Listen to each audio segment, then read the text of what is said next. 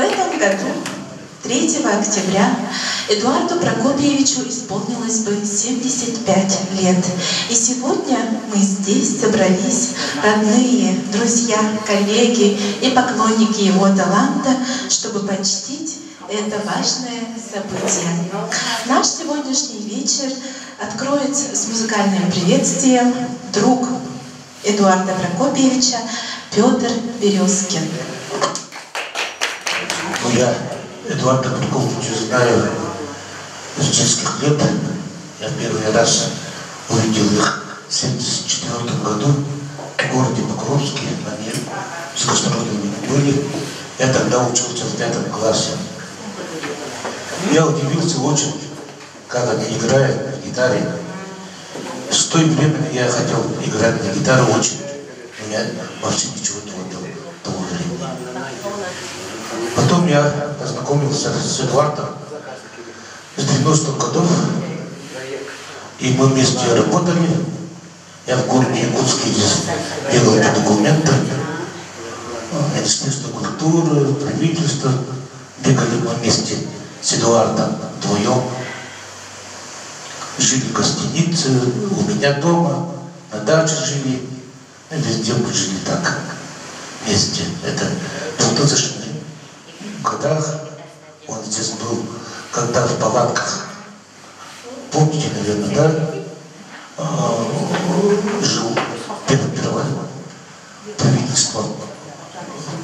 Яранку поставило. В того времени я тоже был там, помогал. Ладно, я его очень уважаю, его труд музыки. Он в последнее время очень изменился. Ага. Насчет музыки он изменился на 100%. Он раньше как-то рок обратно был. Потом как-то академически у него получилось. Оказывается, я вот только что вчера я понял, он дружил вот Сергея Белоголову. Вот и я подумал, заразился от него, наверное. Он точно заразился. Он был рекоменным. Но мои песни он очень слушал внимательно, хорошо слушал. Я с этой песни, я одну песню вспомнил вам.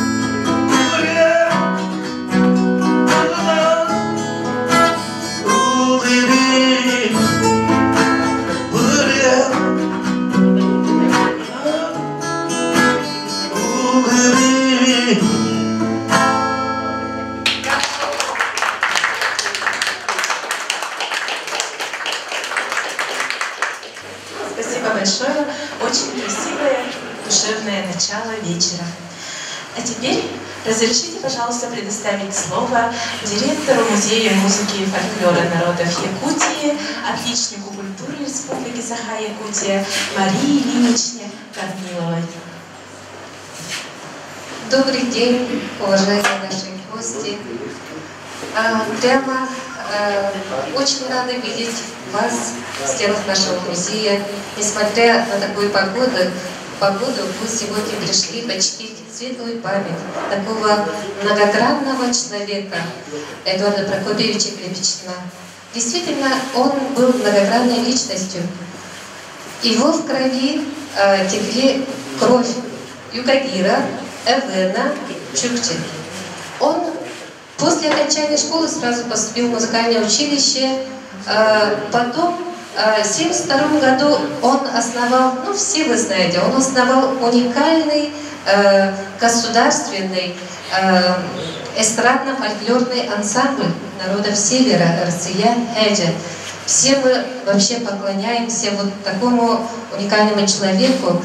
И после 1972 году. И когда он поехал туда, он же работал не только вот руководителем вот этого ансамбля, но он везде и повсюду успел поработать.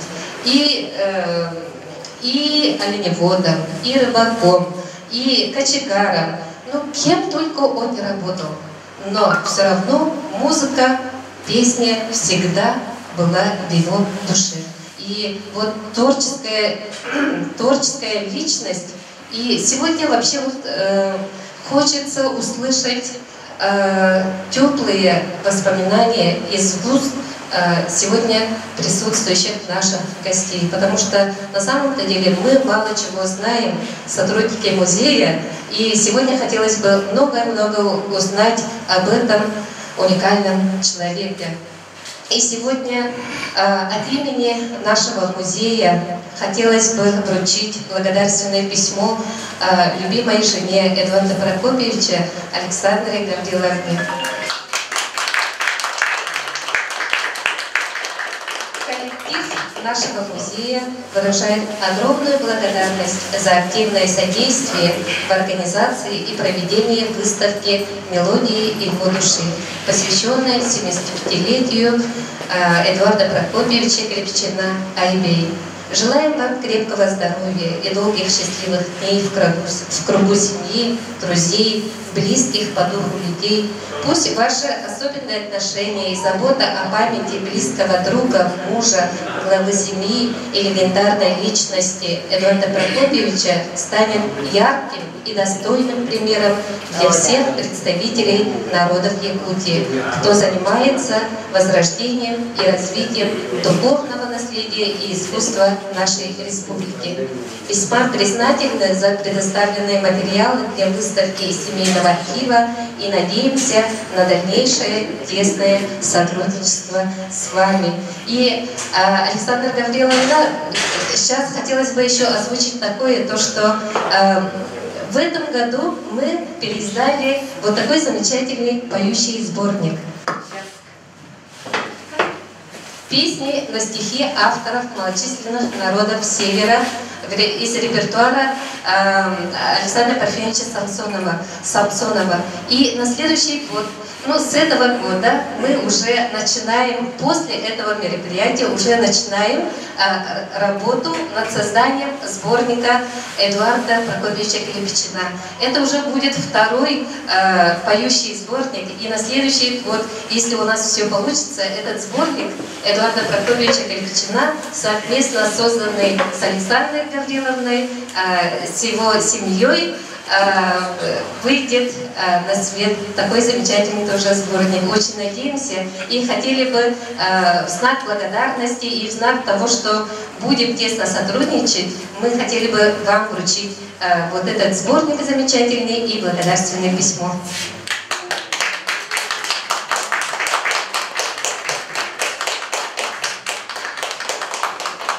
И сегодня я должна еще передать приветы большие, огромные от Натальи Сметаниной Гейвен. Она сейчас находится в отпуске, и на следующей неделе она выставку должна снять, и Александру Гавриловну тоже она должна снять. И вот эта видеосъемка, она войдет тоже в новый сборник, который мы планируем с QR-кодом. И вот сегодня то, что вы воспоминания свои расскажете, они тоже войдут в новый сборник поющего сборника, ваши воспоминания. И завтра планируется такой уникальный концерт, который Аркадий Эдуардович с его братом, все, которые присутствуют, ага. И вот эту мы очень просим,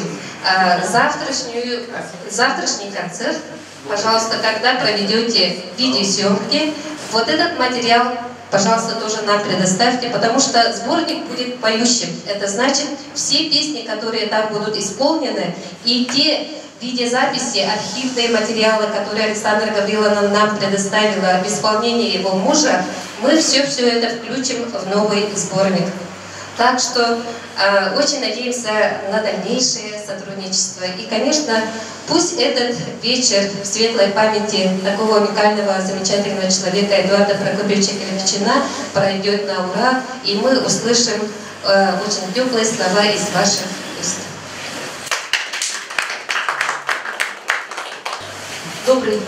Добрый день. Я приветствую всех собравшихся от имени Министерства культуры и духовного развития, главный специалист отдела искусства Агафонова Елена Владимировна. Здравствуйте. Здравствуйте всем. Мы хотели, конечно, тоже поздравить вас с открытием выставки. И в этот, я думаю, знаменательный день, да, для всех нас, день юбилея. Я думаю, что все-таки Эдуард Прокопьевич, наверное, все-таки тоже присутствует с нами, он как-то незримо среди нас, и его память о нем, она жива в его наследии, прежде всего, в его песнях, да, и тот сборник песен, который вот сейчас, мы говорили, будет создан, мы будем содействовать тому, чтобы эти песни исполнялись артистами наших учреждений, это артистами, во-первых, театра эстрады, и были как-то импровизированы, исполнены театром коренных народов Севера. Также мы планируем в дальнейшем, завтрашний концерт мы также делаем совместно с Аркадием Эдуардовичем, да, и в будущем мы планируем всячески оказывать методическую, консультативную поддержку, да, и совместно, с администрацией Нижнеколымского района мы также планируем продолжать работу по увековечиванию памяти Эдуарда Прокопьевича. Завтра, на концерт подойдет заслуженная артистка России, заместитель министра культуры Марина Владимировна Силина. Она поздравит лично и скажет тоже слова приветствия. Сегодня я ничего не буду больше говорить, я просто скажу, что всем нам, думаю, этот день должен принести радость. Радость общения, с творчеством и с наследием Эдуарда Прокопьевича. Светлой памяти. Спасибо. Слово предоставляется Ульяне Алексеевне Винокуровой, проректору по научно-исследовательской и международной деятельности Арктического государственного института культуры и искусств, доктору социологических наук и кандидату психологических наук. Уважаемая семья, уважаемая Александра Гавриловна, уважаемый югопирский народ и все почитатели талантливейшего народа, наши родные колымчане, всех я сегодня хотела бы почтить уважение, несмотря на то, что будто бы время как-то очень сжатое, начало учебного года, масса всего, но Репетин Эдуард абсолютно, допустим, мой я бы сказала, не только современник, мы с ним 47-го года рождения, но и человек, который сподвигнул на защиту прав коренных народов, на защиту Арктики и на защиту культур, искусств палеазиатских и древнейших наших народов. Я помню, могу сказать, что помню два основных момента, которые на меня произвело вот такое сильнейшее впечатление. Это было первое впечатление, когда-то я ездила в Алёринский тундр, мне кажется, это был 78-й год, можете восстановить. Тогда они, ребята 5-й бригады, просто были талантливые и неорганизованные. В то время Эдуард был оленеводом и культурным работником. Как это, агитбригады, да? Ага. Это был 78-й год, наверное. Да, это в феврале месяце я была у них и была поражена на всю жизнь. Вечером они играли. Человек 4-5 парней, молодых, они еще армии еще не прошли, потом они уже приехали. А Эдуард управлял ими. Мы просто лежали в Яранге, на снегу, на оленях шкурах, и они играли, и мы ели жирнейший алёрский чир с горчицей только, в подметровой банке, по-другому невозможно было съесть. Это было замечательно, да, и луна, и снег, и пурга, и бой этих пауков где-то поблизости. В общем, все это было как-то сюрреалистично. Да, и они великолепно пели. Это был такой талант, абсолютно оленеводом. Они тут же оленя на ужин готовили. Эдуард просто двигался как какой-то красиво. Без ножа, без ничего, освежевать оленя. Все его движения были просто грациозны, как балет, как движение. Я была восхищена всей этой удивительной вот такой древнейшей красотой. Тогда я поняла, эта красота, она исходит из каких-то времен, нам совершенно недоступна. Я тогда впервые узнала, что я якутка. Вообще. Хотя я со Средней Колымы, я думала, что я просто так, колымчанка, да? Ну, у меня этнического самосознания не было. И вот я приехала туда, на экспедицию, так сказать, на опрос сельских жителей, и привезла, поскольку у меня бабушка всегда родные знали, что очень дорогое, очень полезно, это трехгранная игла. Я несколько пачек в Ленинграде была аспиранткой, купила, привезла иглы и иголки, и жила у Явловских, Алексея и Марии. Утром проснулась, у них очень хороший, конечно, прием, иду в контору отметиться, и мне говорят, это ты Сахатяхтара Додилер? Это Сахатяхтара Галибетти? Сахатяхтара Додилер был целый продукт. Инна Ахбуди Гудилер. Вот вечером я дала вот Марии, вот одну пачку, она сказала, это очень нужное дело, я сама буду тебе помогать, кому-то давать. Кто нашьет, кому такая иголка будет нужна одеть.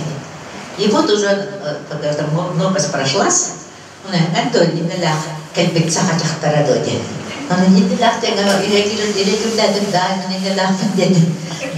я говорю, Хатна бараган хатна келаган дия. Бәс устадага бар дия. Итталарына. Олонда кибите бол. Такая большая жизнь. Вот тогда я впервые поняла, как трудно, во-первых, как красиво живется, да, во-первых, да, и какие они бережливые. Холобарона Яранга Кахайкада. Такая стадия.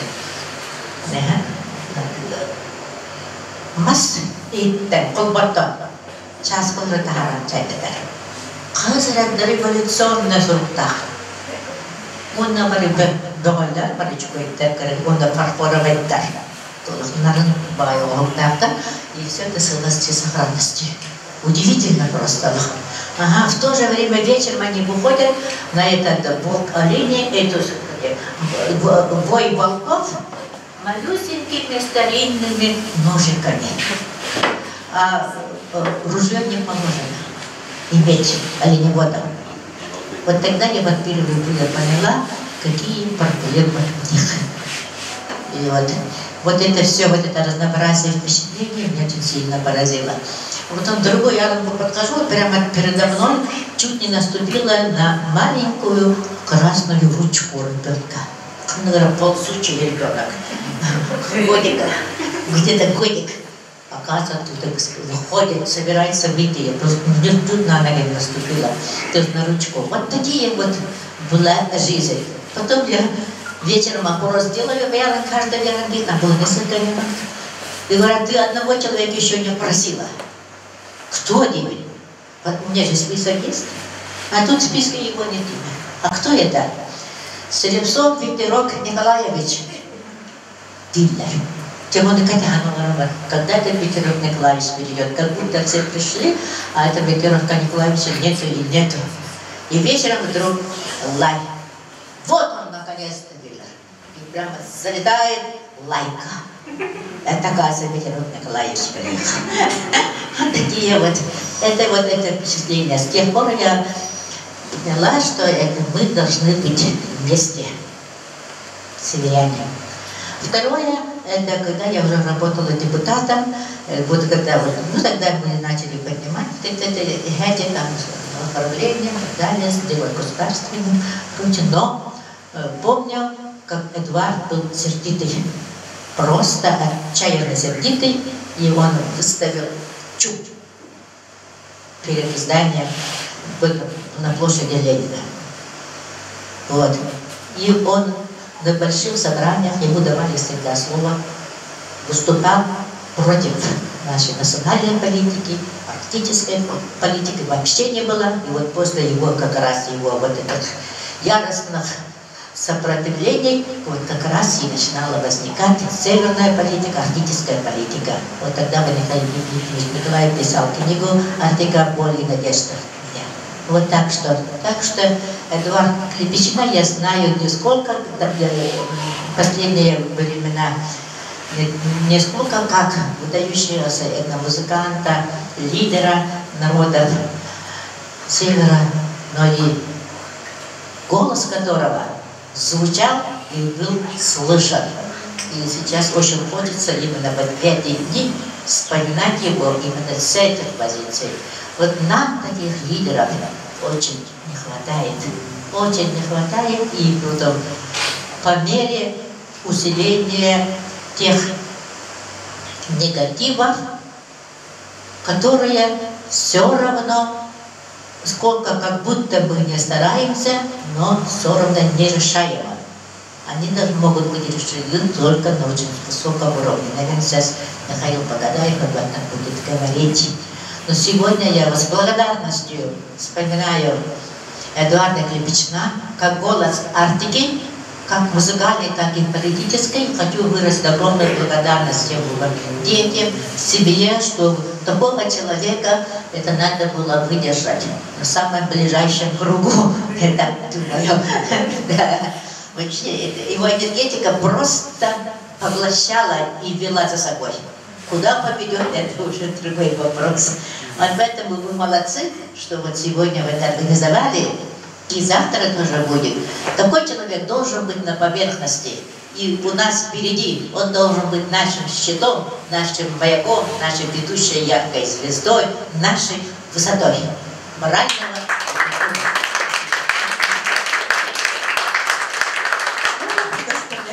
Погадаеву Михаилу Александровичу, заместителю министра по развитию Арктики и делам народов Севера Республики Саха-Якутия.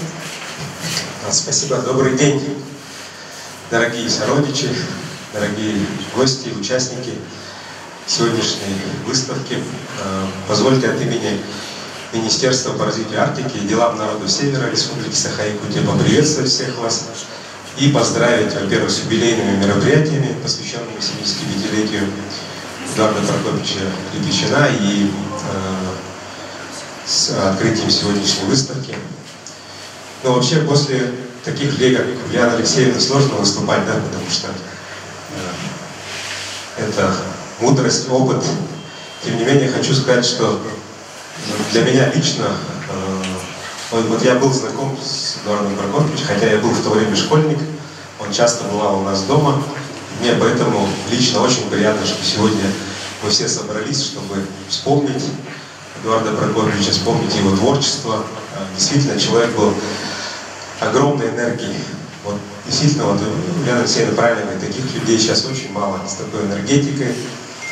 И людей, которые именно знают жизнь оленевода, которые от земли выросли, которые вот ту силу, ту энергетику своего народа несли через жизнь. Через это они проецировали все, что они знают. Они проецировали свое творчество, которое тоже является самобытным, аутентичным и очень таким обладающим большой энергией. Вот. Но время меняется, время идет. К сожалению, вы все знаете, что процессы у нас и глобализации, изменения вообще социальной жизни наших народов, и утрачивается очень много. И язык утрачивается, и культура, и традиции. Мы сегодня очень обеспокоены развитием традиционных наших отраслей, потому что вот таких людей все меньше остается, да, и молодежь сегодня не очень хочет идти в оленеводство, заниматься этим, ну, в силу разных причин. Конечно, жизнь в Арктике, в оленеводстве, она очень трудная, очень сложная, и сегодня молодежь, конечно, старается получить образование, найти другую работу. Ну, это тоже можно понять, потому что люди всегда стремятся к лучшему, и родители стремятся детей отдать в лучшее, да. Тем не менее, вот очень важно сохранять память о таких людях и учить нашу молодежь, передавать нашей молодежи знания о них, чтобы они помнили и знали, кто это были, и какой вклад огромный они внесли в сохранение культуры, традиций, языков коренных малочисленных народов. Все, что мы сегодня имеем, все то богатство, да, которое нам передано нашими предками, это благодаря им. Вот память о Эдуарде Прокопьевиче останется в его песнях, в его творчестве. И надеемся, что эта память будет передаваться. Вот. И очень, я тоже хотел бы присоединиться к благодарности Ульяны Алексеевны к семье Эдуарда Прокопьевича, Александры Гавриловны. Большое спасибо, что вот сегодня собрали нас, чтобы мы помнили. Ну и надо, конечно же, думать сегодня об увековечении памяти и говорить о том, что мы должны сделать для того, чтобы эта память сохранялась, передавалась. Вот то, что завтра будет концерт, вот, долгожданный, да, ансамбля Эдди, это, конечно, для всех хорошая новость, огромная радость, потому что столько лет мы не слышали. Вот, мы когда последний раз, я ездил вот в Колымское село, мы на обратном пути тоже встречались с Эдуардом Прокопьевичем. В то время тоже выступления были, это в 2010 году еще было, и, конечно, вот услышать вновь эти звуки, мелодии очень хотелось бы. Поэтому хочу вот Александре Юрьевне передать приветственный адрес. Я не буду зачитывать, да, все понятно. Вручить приветственный адрес от нас, небольшой подарок. Огромное вам спасибо. Ну а всем хочется пожелать всего самого доброго, чтобы мы действительно помнили и использовали вот тот накопленный опыт, багаж и знания наших народов для того, чтобы дальше развиваться, не стоять на месте, учить нашу молодежь и двигаться в будущем. Потому что нельзя опускать руки ни в коем случае. Впереди очень много работы, и надо вот привлекать к этому молодежь. Сегодня вот в Колымском идет форум молодежи, начался, да, первый межрегиональный форум чукотской молодежи, но он, правда, более расширенный, там не только представители чукотского народа, но и вены, юкагиры, другие коренные малочисленные народы Севера участвуют. Поэтому вот наша молодежь, это наше будущее. Главное передать это им все и нацелить их на решение всех наших вопросов, проблем и так далее. Всем всего доброго, спасибо.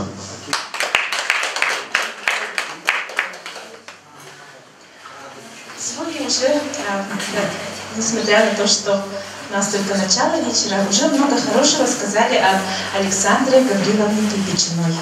И сейчас я хочу дать слово именно ей и спросить, как Эдуард Прокопьевич стал той легендарной личностью, которую мы сейчас прославляем. Слово предоставляю Александре Гавриловне Клепичиной, отличнику здравоохранения Российской Федерации Республики Саха-Якутия, ветерану труда Республики Саха-Якутия, специалисту высшей категории, жене и верному другу сердца Эдуарда Прокопьевича. Александра Гавриловна.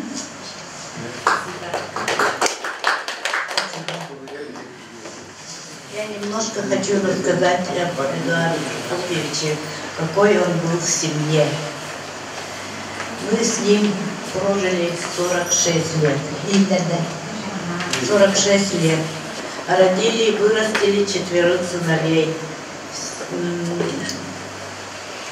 Он родился в селе Андрюшкино, в 47-м, как Ульяна Алексеевна сказала, и в семье оленевода, охотника. Отец Прокопий Иванович был знатным охотником, был награжден медалью за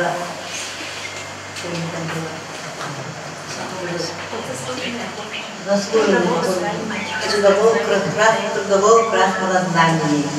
Мать Мария Петровна вместе с Прокопием Ивановичем ездила по участкам и рыбачила, и охотила. Эдуард был в семье самым старшим из 7 сыновей и семьи братьев и сестер. Он во время школьных каникул постоянно бывал вместе с родителями на рыболовецких участках, рыбакил, охотился. И вот после окончания 8-летней школы в селе Андрюшкино он поступил в Якутское музыкальное училище. Это было в 1965 году. С 1966 по 1969 служил в рядах советской армии. 3 года тогда служили. После окончания службы приехал обратно и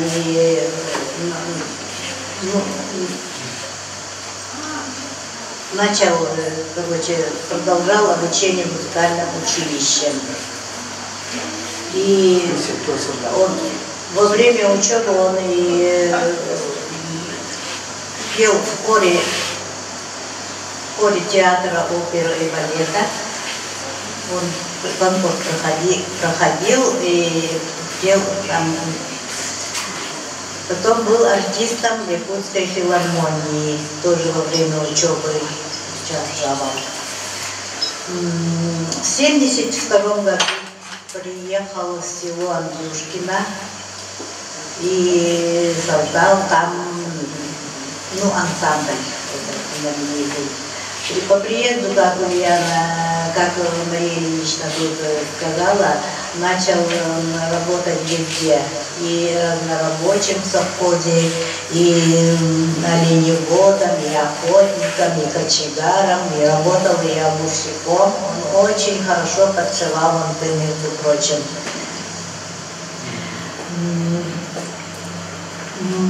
Как он начал давать? Я как помню, он вот после всех этих трудных рабочих дней приходил домой уставший, но все же бегал туда в дом культуры, тогда назывался клуб.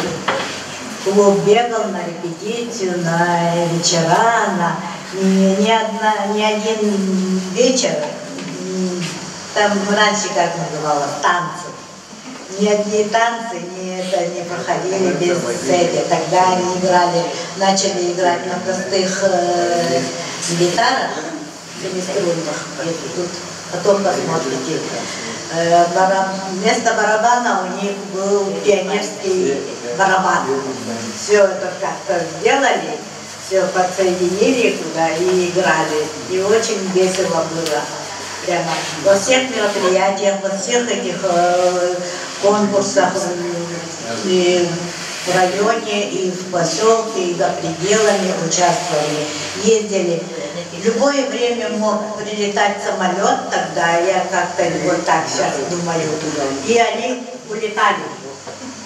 Улетали все и так быстро собирались. Я работала, поэтому дети маленькие были, и даже как-то не обращала внимания. Улетели, прилетели, вот так вот. И такие все, такие прилетали, все прямо, во всех этих, помню, первый раз они ездили в 79-м, что ли, или чуть пораньше, в Стиксе, Улунский район, на конкурс. Приехали такие дипломатами, лауреатами. И вот они часто очень ездили,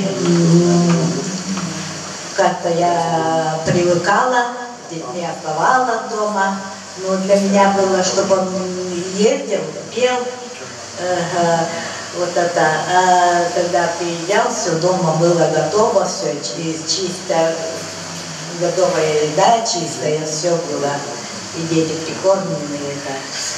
А так в семье он был очень таким спокойным он был, на детей никогда не ругался, вообще он не ругался. Вот, детей своих очень любил, про каждого сочинял песню и пел про себя. Вот, очень хотела сказать, что это самое, очень он любил рыбалку, охоту, и дети очень любили. Ходили мы всей семьей на это, даже пешком ходили. Через речку перейдем и пешком шли на рыбалку и на охоту. Вот, что еще сказать? Когда в 1985 году им присвоили статус государственный. В этом очень помог, тогда работал Михаил Ефимович Николаев, министром сельского хозяйства работал. Он очень огромную помощь оказал, он всегда поддерживал его. И тогда работал директором совхоза Нижнеколымский Василий Николаевич Ягловский. Он тоже очень вот, помог ему в создании этого ансамбля. Вот. Так, когда он мне рассказывал, когда он выходил на сцену, он как-то, говорит, проживал, вот, и проживал на сцене, жил в прямом смысле слова, проживал то или иное произведение, которое он исполнял. И мимикой, и жестом, и телодвижением. Все это. И говорит, что все это я, всю свою положительную энергетику он передавал зрителям. И от этого сам получал такое огромное удовольствие. И приходил домой после концерта, как выжатый лимон, уставший, прямо такой довольный. Вот такой был он. Ну, еще. Ну, награды, наверное, я у него это самое, он...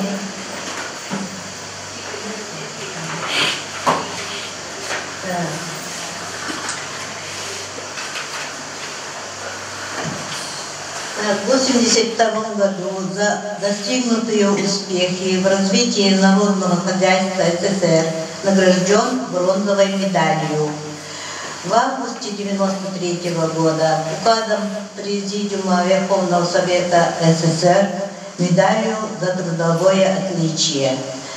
В августе 1993 года указом первого президента Республики Саха Михаила Ефимовича Николаева присвоено почетное звание «Заслуженный работник культуры Республики Саха» за заслуги в развитии культуры народов Севера. Он же лауреат премии первого президента. В декабре 2007 года решением первой сессии второго созыва районного совета присвоено почетное звание почетный гражданин Нижнеколымского района.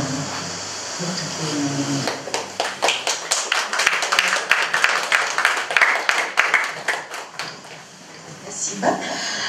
Думаю, что об уникальном, выдающемся таланте Эдуарда Прокопьевича нам расскажут его коллеги. Разрешите предоставить слово Сергею Владимировичу Белоголову, композитору, члену Союза композиторов России, близкому другу Эдуарда Прокопьевича. Добрый день, дорогие друзья. Мне очень приятно находиться здесь, в Якутии, в Якутске.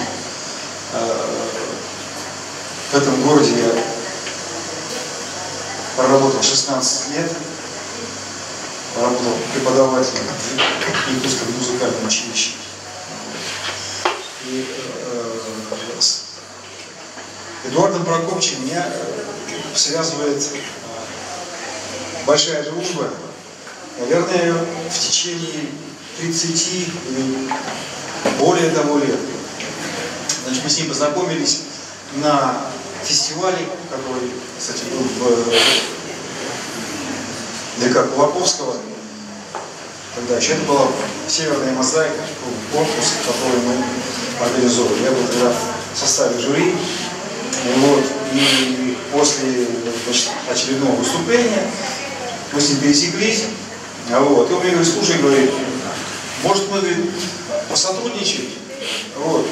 Все-таки есть материал, как-то хотелось бы его привести в какое-то состояние, чтобы, улучшить. Я говорю: ну давай, посотрудничаем. И через некоторое время он меня приглашает к себе в Чевский. Значит, там стоял такой домик у них деревянный, который назывался студия. Студия это можно было назвать с большой натяжкой, но тем не менее там были инструменты, и он был так отдельно, никому не мешали. И, как я понял, он меня туда на 10 дней закрыл, в этот домик. Значит, предоставил инструменты. И я в течение 10 дней сидел и делал аранжировки. И, значит, что получилось на выходе, я думаю, что многие из аранжировок, которые я сделал тогда еще, в 92-м или 93-м году, они до сих пор звучат в записях и так далее. Мне очень приятно, что наша работа не пропала, что называется, да? Я еще не закончил. Сейчас расскажу о некоторых таких, так сказать, интересных моментах. 3 часа ночи. Звонок. Володя. Владимир Ильич, я не знаю, сколько у вас времени там, в Москве, но, ты знаешь, мне такая вот идея в голову пришла. Я говорю: слушай, ты представляешь, я только что пришел со студии. Ты послушай. Давай сделаем такую вещь, и, значит, начинает мне объяснять. Так, я все понял, давай перезвони мне там, через 5 часов. Через 5 часов мне не перезванивают, естественно. На следующую ночь 3 часа. Слушай, я не знаю, сколько у вас времени. Как насчет вот этой вот идеи? Я говорю: слушай, все, я понял идею. Значит, сделаем с тобой, воплотим жизнь. Как-то раз, значит, он как бы довольно часто приезжал в Москву, останавливался у меня, и как бы мы с ним, так сказать, решали творческие вопросы, вот, делали, так сказать, аранжировки, сидели, значит, работали над вещами.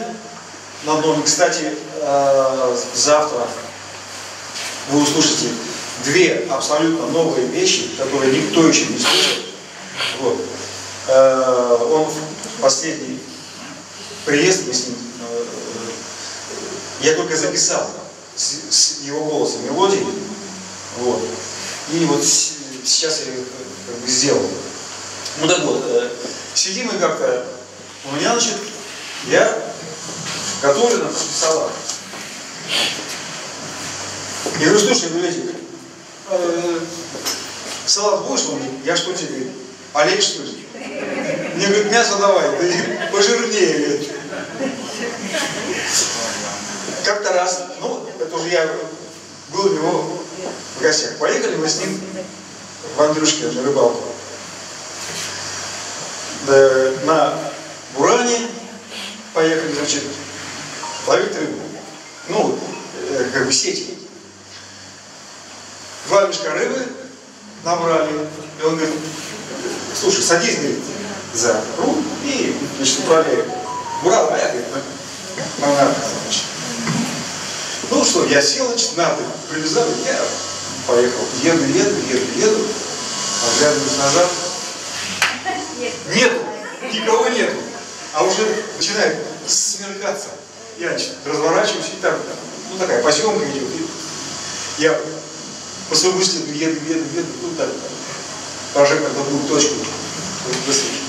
Я смотрюсь, думаю, ну сейчас я огребу по полной. Так, подъезжаю, а вот так, спокойно. Слушай, шибко быстро ездишь, назад не смотришь. Ну еще, я хочу сказать, что замечательный человек, он был с своеобразным чувством юмора, заходим ко мне домой, там что, консьерж, и он так в окно, значит, вот, по-моему, вот в этом был головом уходит, и он так окошко открывает и говорит, чем чужого увидела? Вот он я. И пошел. Вот. Ну, конечно, как только прилетал, он так, надо позвонить. Александр Гаврилович, все, жена, давай позвони, говорит.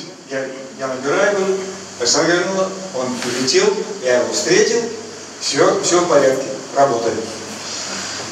Вот, ну, можно много рассказывать, вот, и, как бы, конечно, как бы, будет его не хватать, вот, и как бы были далеко идущие у нас с ним планы. Кстати, сейчас говорили о сборнике, о новом. Вот, я вот разговаривал вчера с Валентином по этому поводу. Конечно, надо делать сборник. Конечно, нужно как бы изыскивать возможности, вот, потому что материалов много, материал, сказать, уникальный, вот, и не хотелось бы, чтобы этот материал был как бы там разбросан по каким-то там черновикам и там каким-то листочкам. Хотелось бы как бы сделать это все в профессиональной редакции, значит, в виде клавиров, с хорошими текстовками, то есть, чтобы профессиональный исполнитель мог открыть ноты, сесть за рояль и все вот эти вот произведения сыграть. Большое спасибо за свое внимание. Я говорю, можно было много еще рассказывать, чего, но...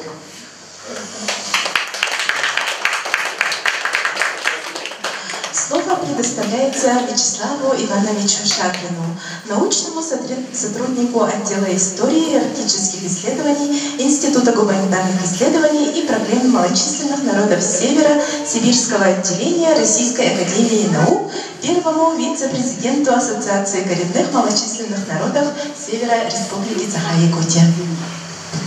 Спасибо большое. Уважаемые друзья, хотел бы поприветствовать вас от имени Ассоциации коренных малочисленных народов Севера нашей республики.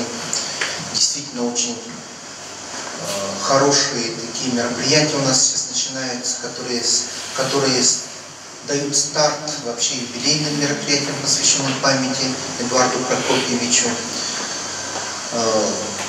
Вообще имя действительно сегодня несколько раз уже звучало о том, что Эдуард Прокопьевич это легенда. Я бы хотел сказать, уже чисто так научно, наверное, сказать, что Эдуард Прокопьевич это один из тех людей, который положил начало новому витку развития культуры народов Севера. У нас есть понятие традиционная культура, а с именем Эдуарда Прокопьевича мы связываем уже начало профессиональной культуры народов Севера. То есть это новый уровень культуры, который демонстрирует именно развитие всей культуры коренных малочисленных народов Севера. И здесь вот имя Эдуарда Прокопьевича как раз вместе с нашими художниками и писателями является именно в музыкальной сфере, он является первым человеком, первопроходцем именно данной профессиональной культуры наших народов.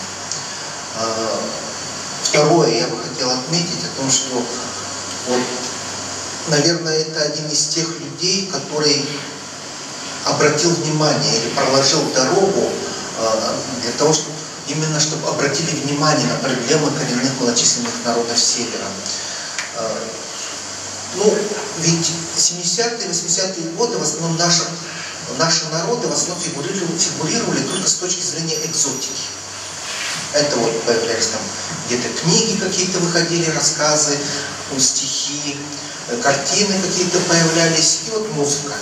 И наши фольклорные ансамбли там или иначе появлялись.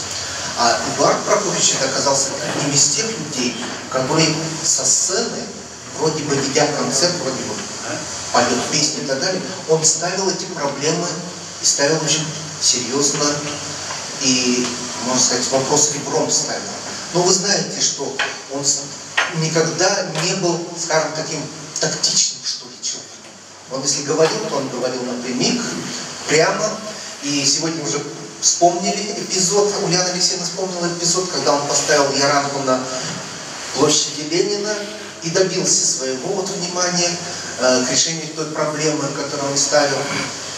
И это было вот именно его стиль, наверное, его неотъемлемая черта.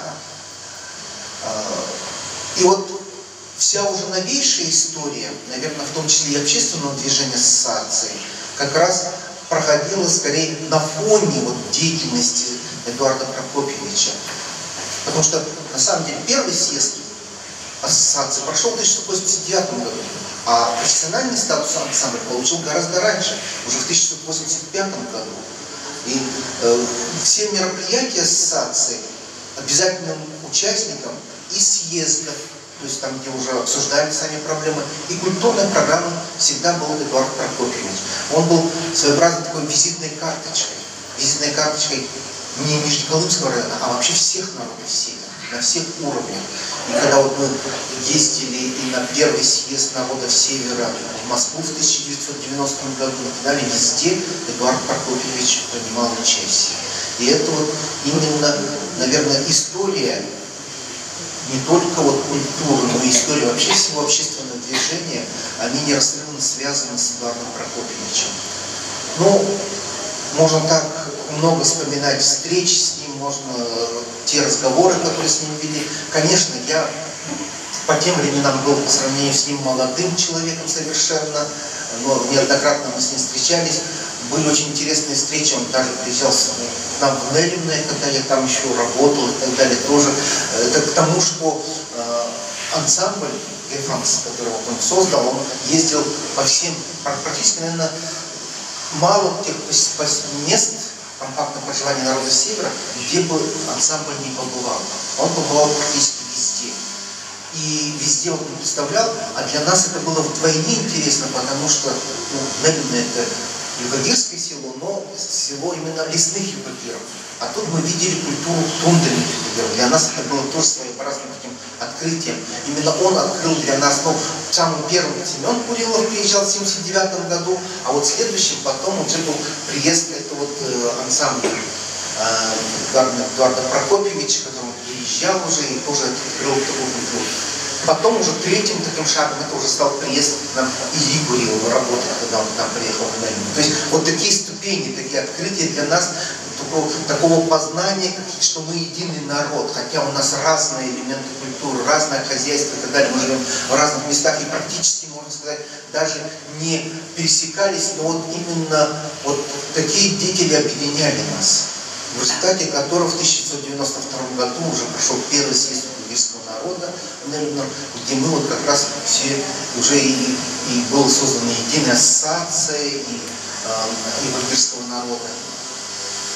И вот в этой связи вот у нас, мы вчера еще раз встречались, обсуждали вот в преддверии этих мероприятий, и мы так выступаем с такой инициативой. Вчера поставили перед Валерием Михайловичем Синтяковым, главой Нижнеколымского района, вопрос об увековечении памяти Эдуарда Прокопьевича Пеличина, и поставили вопрос о присвоении его имени одному из учреждений культуры Нижнеколымского района, что надо обязательно этот вопрос решить. Было бы хорошо, чтобы именно во время этих юбилейных мероприятий в ноябре этот вопрос решился, тогда это было бы очень достойным решением, в том числе этого вопроса. Ну и понятно, что однозначно мы все поддерживаем вопрос восстановления ансамбля. Это как, с одной стороны, это детище Эдуарда Прокопьевича, и вся его жизнь неразрывно связана с ансамблем. Мы постоянно этот вопрос будем будировать, постоянно этот вопрос будем ставить о том, чтобы ансамбль был восстановлен, потому что это ансамбль вообще всех народов Севера, особенно Нижнеколымский район, как сосредоточение нескольких народов Севера, что этот ансамбль обязательно должен быть воссоздан. И, наверное, лучшим увековечением его памяти будет не этот год и далее, а вот когда ансамбль будет действительно восстановлен, этот ансамбль будет носить его имя. Мы будем всегда помнить о нем. Это действительно был очень яркий представитель наших народов.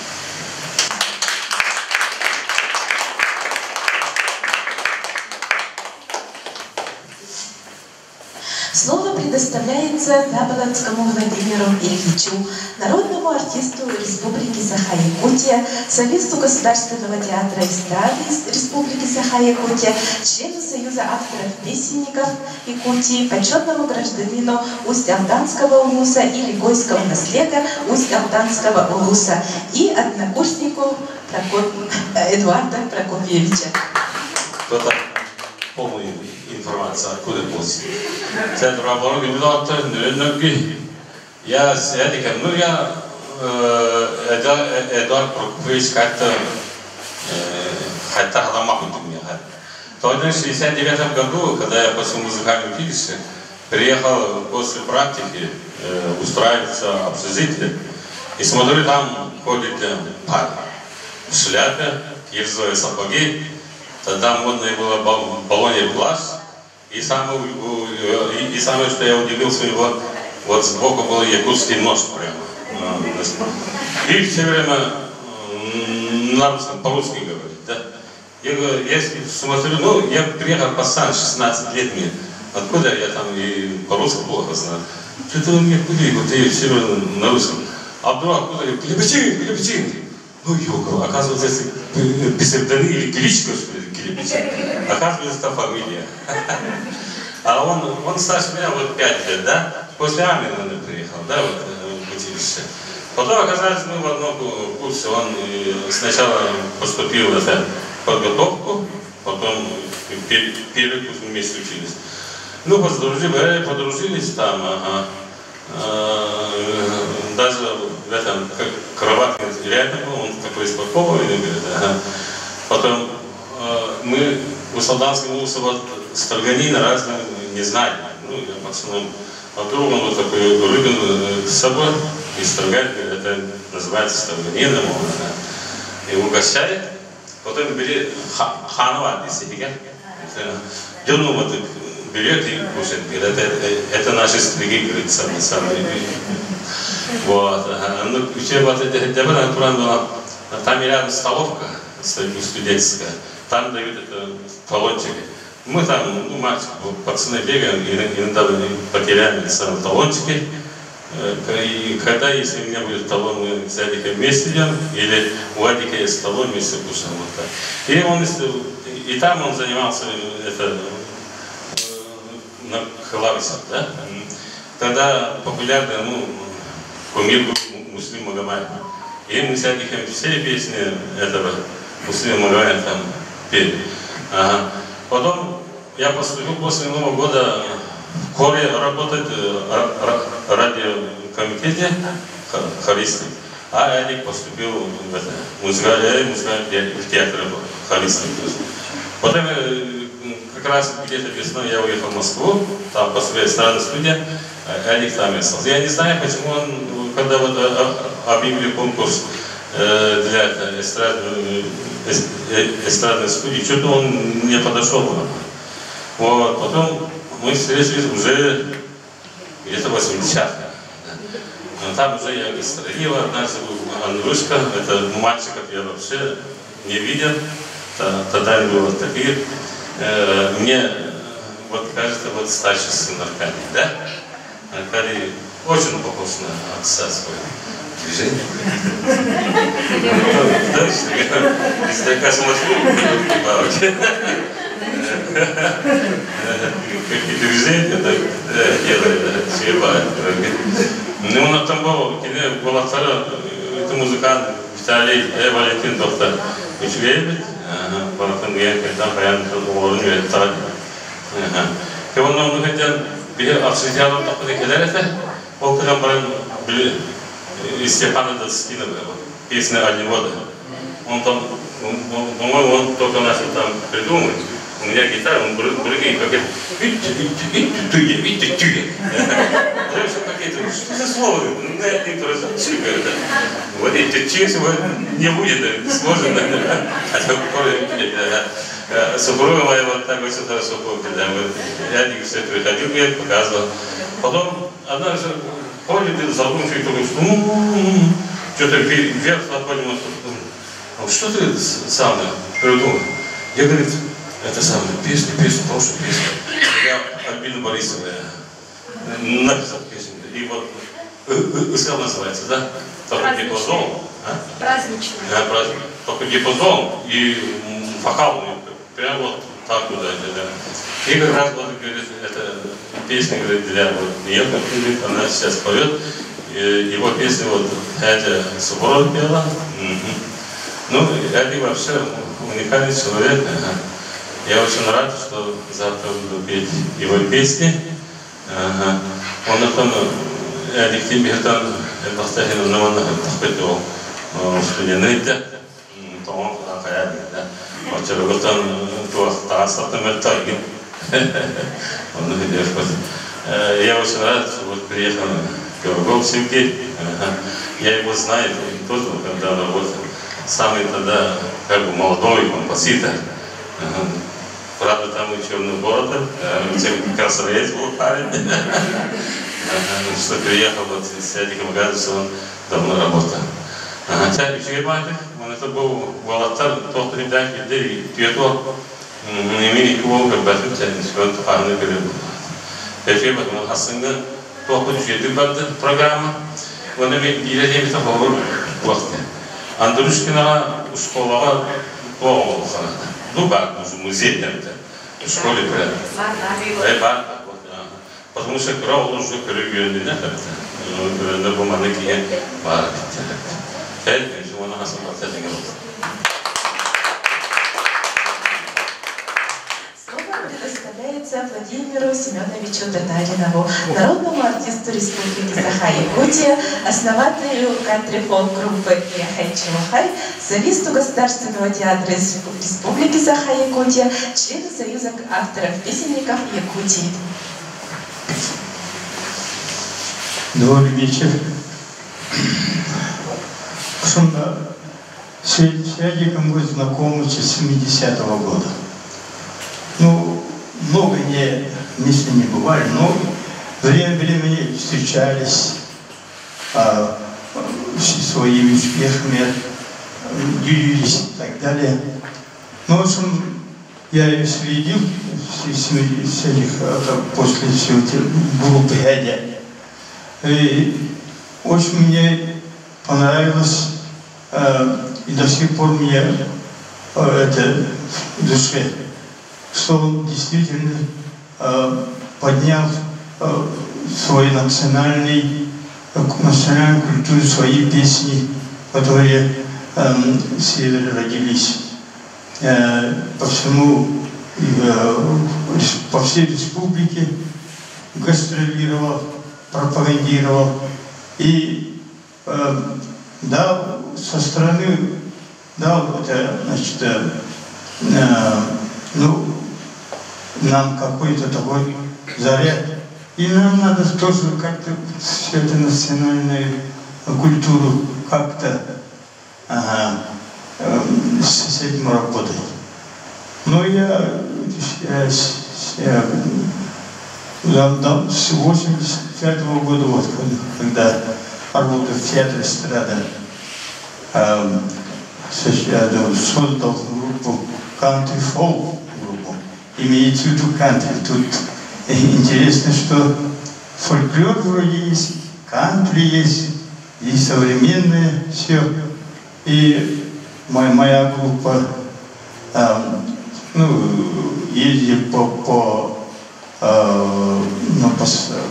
странам, например, в Англию, Италию, Японию, Китай и на форум мира Америки. Ну и там тоже использовали эти фольклор, кантри по-своему сделали.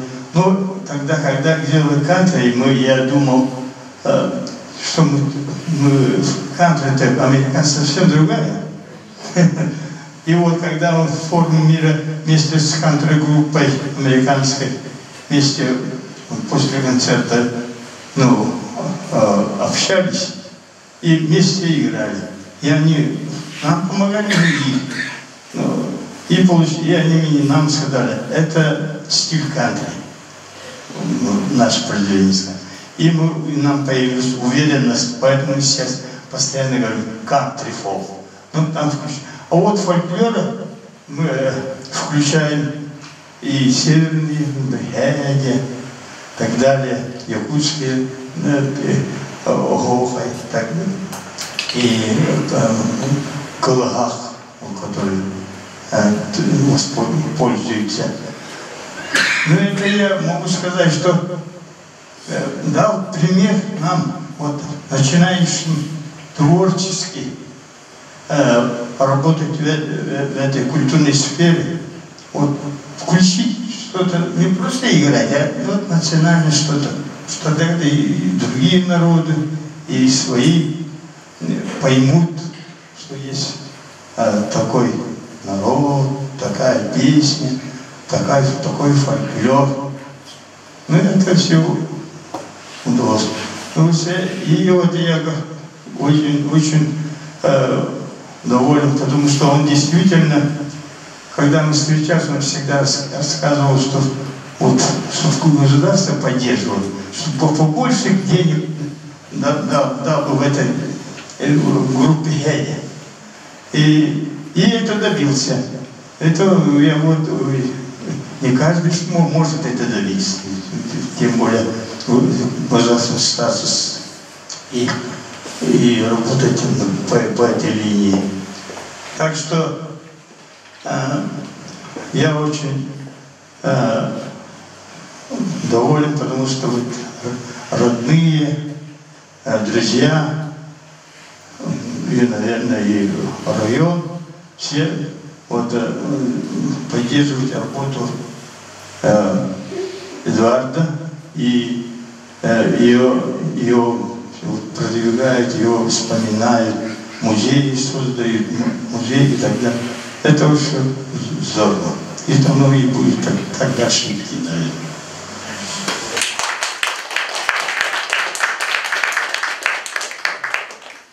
Как уже сказал Владимир Ильич, песня праздничная была написана и посвящена специально для оперной дивы Советского государственного театра оперы и балета Альбины Борисовой.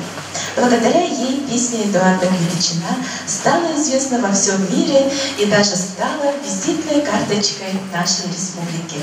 Слово предоставляется Альбине Михайловне Борисовой, народной артистке Республики Саха-Якутия, заслуженной артистке Российской Федерации, солистке Государственного театра оперы и балета Республики Саха-Якутия, заведующей кафедрой музыкального искусства Оптического государственного института культуры и искусств. Извините, пожалуйста. Добрый день, дорогие друзья. Я немножко вас поправлю. Вот уже 15 лет я народная артистка Российской Федерации. Да. И уже, скажем, 4 года я преподаю в высшей школе музыки. Да.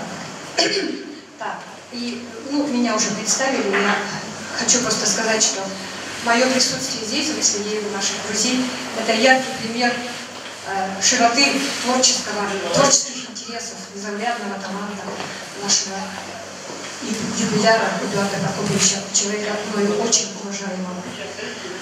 И я хочу просто немножко вспомнить вот тот момент, когда я оказалась втянута в круг интересов, широчайших интересов человека мира. Я для себя его так называю, человек мира Эдуард Клевичин. Потому что внутренняя свобода его личности позволила ему очень ярко вообще притворить и сказать о народах Севера почти, во многих, наверное, да,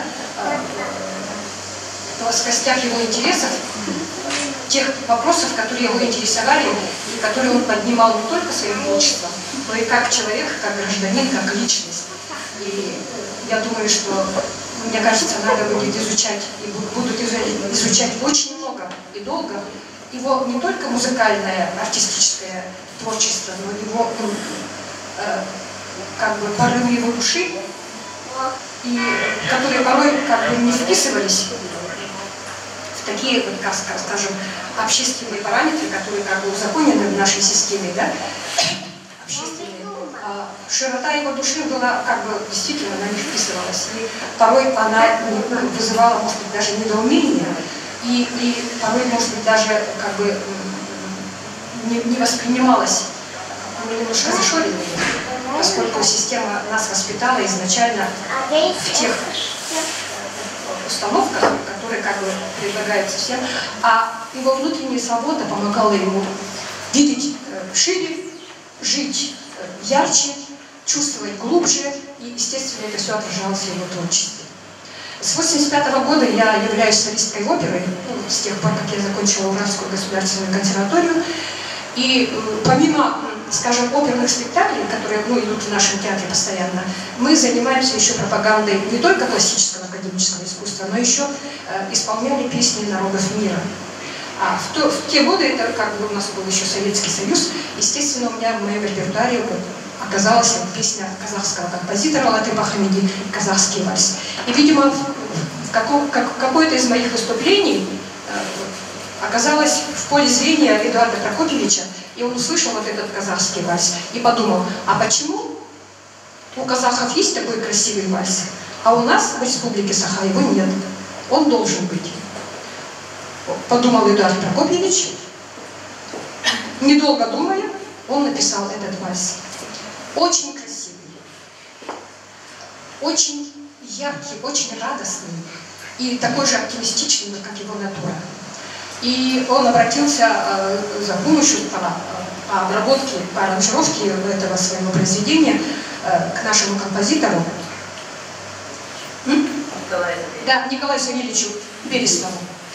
А я работаю, живу и даже не знаю, что, оказывается, где-то на нашей земле, на нашем земном шарике двое людей работают и пишут для меня очень красивую песню.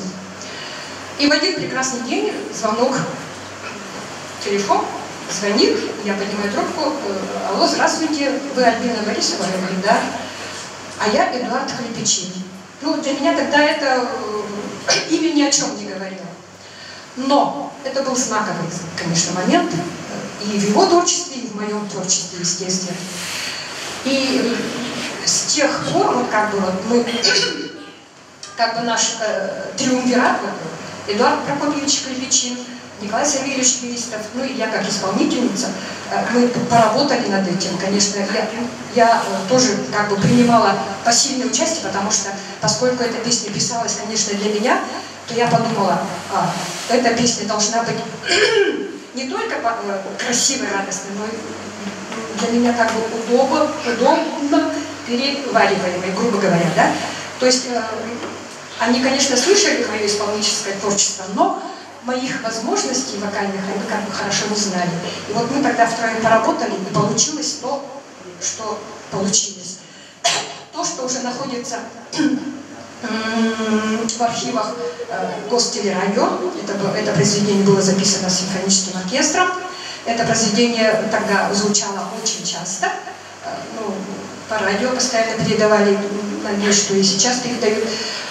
Вот. Оно написано для меня, и, к сожалению, действительно, наверное, пока по сегодняшний день могу исполнять его только я.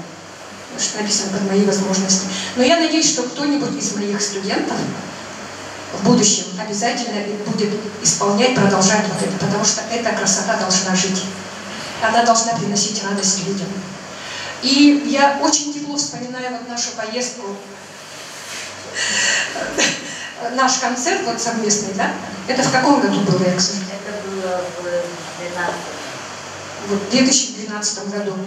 Вообще планировалось, конечно, это такое как бы гастрольное турне не только в Черском, да, но и в близлежащие населенные пункты. Но, к сожалению, пурга, метель, и мы всю неделю жили, практически жили в семье Хлепичиных с моим концертмейстером Ладой Сафроновой. Да, и, конечно, концерты у нас были только в Черском, потому что невозможно было никуда выехать. Трескучий мороз, туманы. Да, в декабре, в самые морозы. Но я узнала, увидела тогда, ну не в первый раз, но еще раз я узнала город Черский. И что в этом городе живут люди, которые своей теплотой, наверное, растопят любую мерзлоту. Потому что мы с Ладой Сафроновой катались как сыр в масле. За окном трескучий мороз. От мороза у нас даже вот в гостинице мебель, как бы это сказать, пела. Ну, я могу только так сказать уже. Скрипела. У нас музыкальная была комната, то есть как ветер задует, у нас звуки появлялись. Но как только мы оказывались в гостях за вкусным столом Татьяны Гавриловны, все забывалось. Потому что такого хлебосольного, такого гостеприимного дома я еще не видела. И еще напоследок я хочу сказать, да, вот когда мы обратно уже летели в Якутск, это было очень как бы, буквально у меня было ощущение, что весь Черский нас провожает и сажает в самолет. В этой суматохе мы, конечно, прощались, там, целовались, обнимались, ждали друг друга в гости. И когда мы прилетели в Якутск, и нас высадили с самолета, оказалось, что мы с собой привезли целую тушу оленя. Представляете, вот нас из самолета высаживают прямо там на летном поле, и весь наш груз выгружают, и мы с Ладой Сафроновой оказались один на один, как говорится, с этой тушей оленя. Буквально это так. Что делать? И как бы руководство аэропорта пошло нам навстречу, разрешили заехать прямо туда, там же не разрешалось, заехать моему мужу с машиной, чтобы мы вот эту тушу оленя смогли вывести с этого поля. Вот так мы еще очень долго, буквально до весны, ваше радушие чувствовали.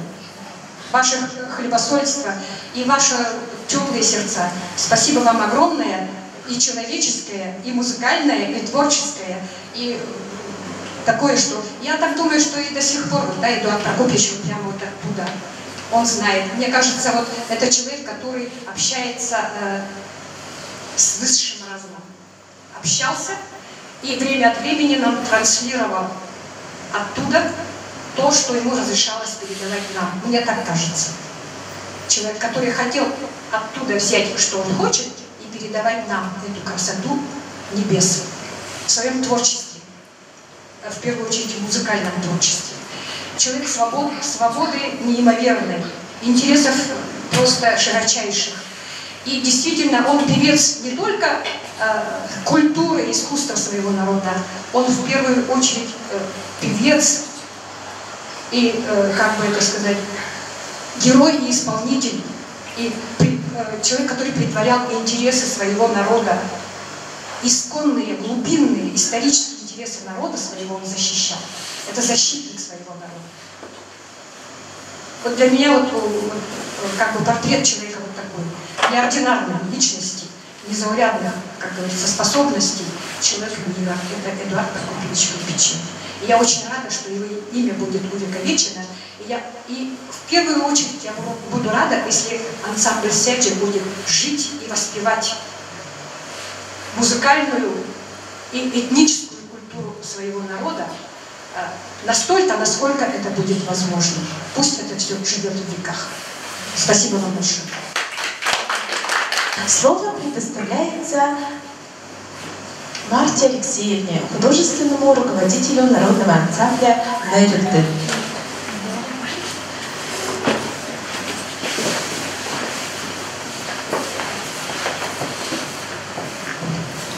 Tökönün kızıltır, bundan olacağını bari bilgi bugün.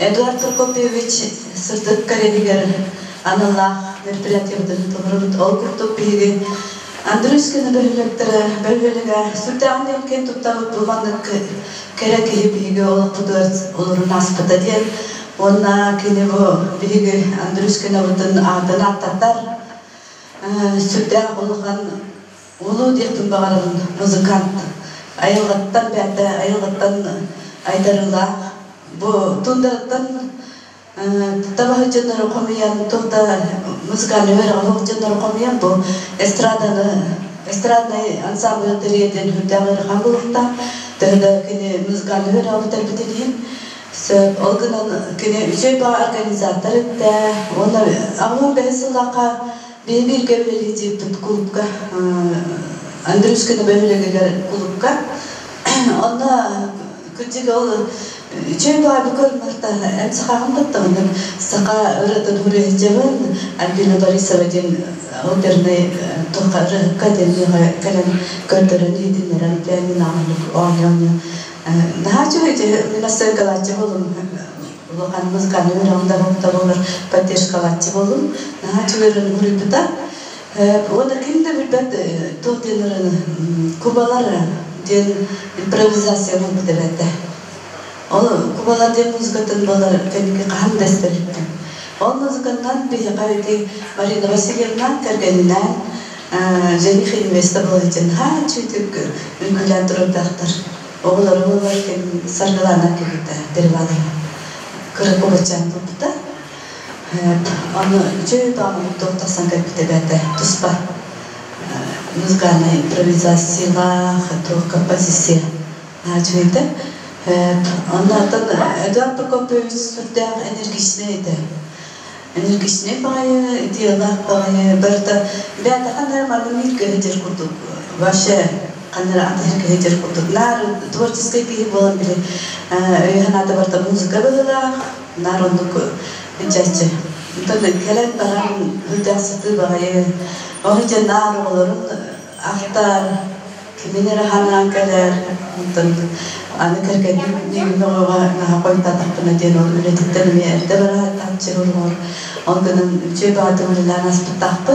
Атакеле бу аяргата бу бияга наҗидек салган аппаратуралар багара бу оглара бу государственный ансамбль багаланнар папаларын атын антаталары багара бу тона салган аппаратуралар ден багасана бу.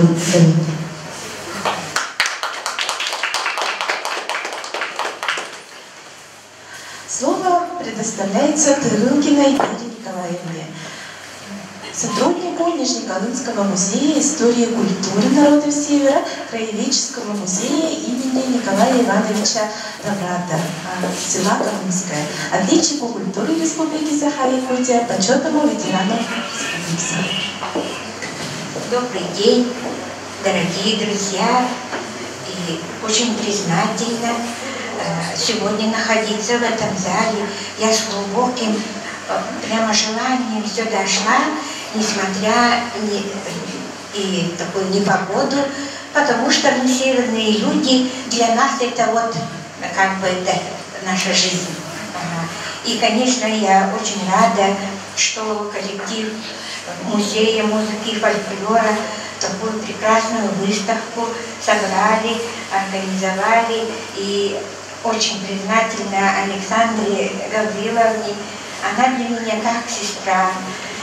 И, конечно же, глядя на все эти фотографии, я еще помню всех ребят первого состава.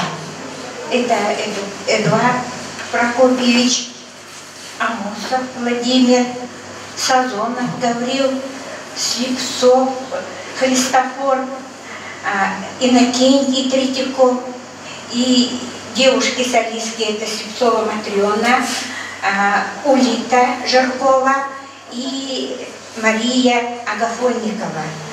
И когда это впервые, когда мы узнали об этом вокально-инструментальном тогда ансамбле, мы, девчата, 7-8 классы, у нас, наверное, просто переполняло это. Мы все девчата и вообще весь поселок бежали, вот когда они к нам приезжали в Колымское. И почему я так близко отношусь с такой теплотой всегда мне это, потому что село Андрюшкино это как будто моя половина. Именно оттуда мой супруг. Именно половина нашего класса и половина нашей школы приезжали к нам в Колымское учиться. И все ребята, которые тут с ним выступают, они в старших классах обучались, и они были друзьями моего брата. И они к нам приходили, чай пили, потом бежали в интернат. А последующие годы, вот в 1978 году я ездила на комсомольско-молодежную конференцию, и там, конечно же, они там выступали, вот всех ребят дали. Ага, еще Семен Винокуров, он ударник. Ага, всех помню, всех знаю, люблю. Это для нас, это они были наши кумиры. Сколько девчат и ребят, наверное, танцевали влюбленные под их выступлением. И, наверное, единственное село Андрюшкино, где всегда на всех праздничных мероприятиях танцы шли под песни вокально-инструментального ансамбля «Эдди». И я всегда влюблена в село Андрюшкино, потому что оно для меня очень дорого. А когда Эдуард Прокопьевич начинает петь, или просто когда его музыка звучит, у меня там где-то в глубине души все как будто раскрывается, все для меня так мило.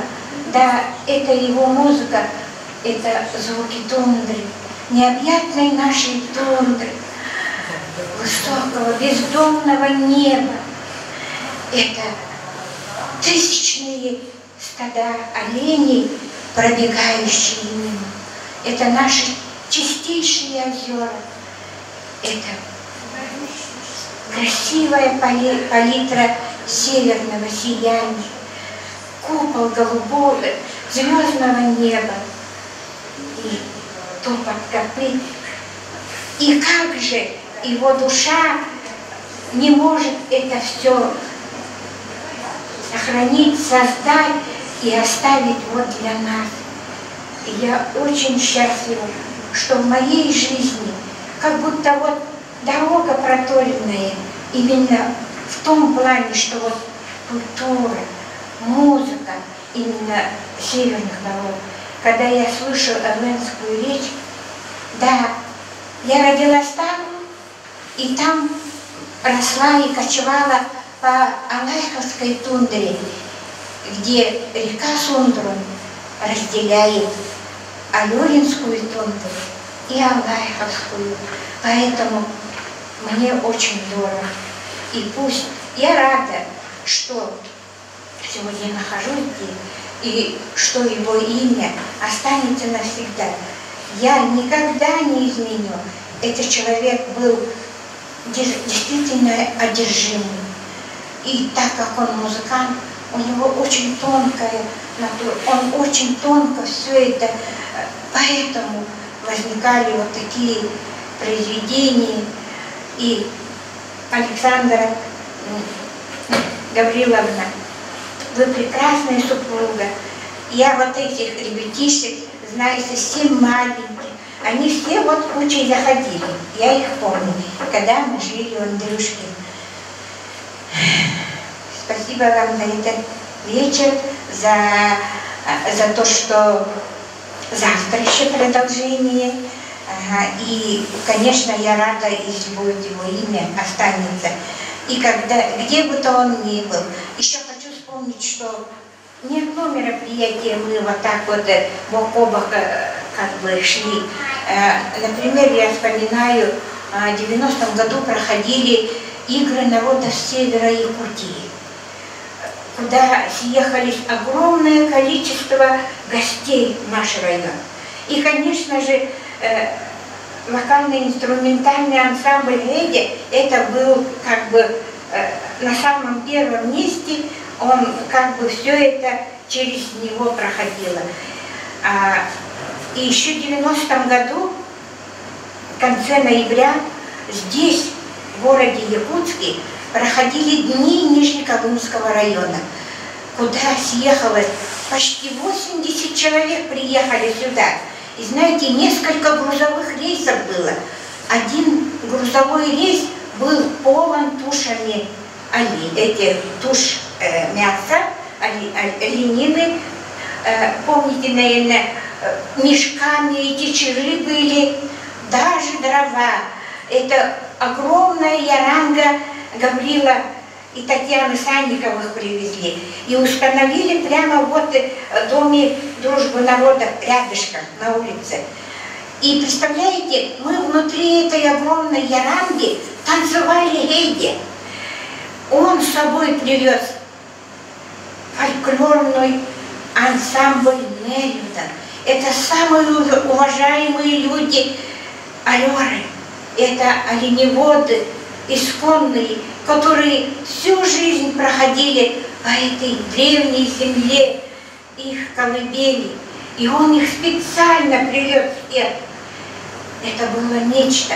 Когда их смотрели, мне кажется, зал, просто у них это, они, овации такие были.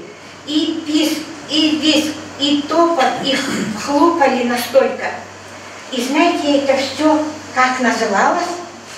Яхтык, Эвенек, Ярар, Шоу. Все музеи приехали. Все эти семейные ансамбли Анастасии Куриловой-Тымкой, вот с такими ребятишечками она приехала. Вячеслав Кемлин еще такой молодой, тогда он уже был везде, и его даже тогда называли уже где-то чукотским шаманом. Вот он был, этот фольклорный чукотский ансамбль Ярар, такие маленькие дети, танцевальная группа из Андрюшкина Морол. Еще с такими трудностями в пути они в Батагае ночевали, сидели. И буквально с аэропорта их сразу привезли и на сцену. И целое стадо оленят бегало по сцене, и они потом все растворились в зрительном зале. И это все он и, кстати, в то время было 20-летие ансамблю «Эдя», и, конечно, это юбилейные торжества там же проходили, концерт юбилейный. И, конечно, он был очень счастлив в то время, что он всех своих сородичей привез в столицу и целую неделю везде только нижнеколымчане. На телевидении, на радио их обследовали, бабушек всех, врачи осматривали. И вся культурная программа, которая потом была, и в Чараите, и мы, конечно, с удовольствием там были. Спасибо вам за внимание.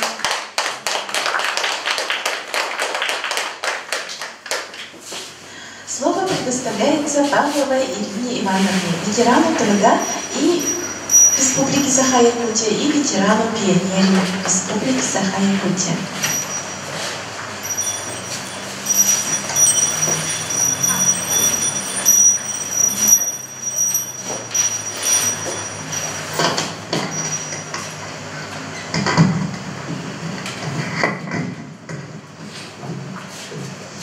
Добрый день. Я очень рада, что присутствую сегодня в знаменательном мероприятии. Вот Александра Гавриловна, моя старшая троюродная сестра, а Эдуард Прокопьевич мне приходится родным дядей по материнской линии. А так я сама в школе работала старшей пионер-вожатой долго и до конца выхода на заслуженный отдых работала в школе учителем родного абельского языка. Я сегодня очень рада, десятикратно я горда, что узнала вот такие вот моменты, которые я не знала в жизни. И я горжусь. И я благодарна сестре, племяшкам, что такое вот мероприятие организовали.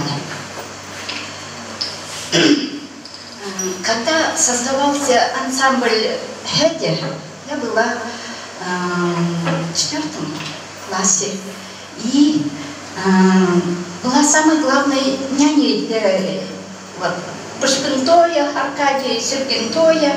Вот они первые были сыновья. И вот Шура и они все время в клубе были. Утром иногда приходили. А я и нянчилась, и кормила, и вместе с ними спала в обнимку. Вот такие яркие вот моменты я очень хорошо помню. И так как я работала в школе больше 25 лет,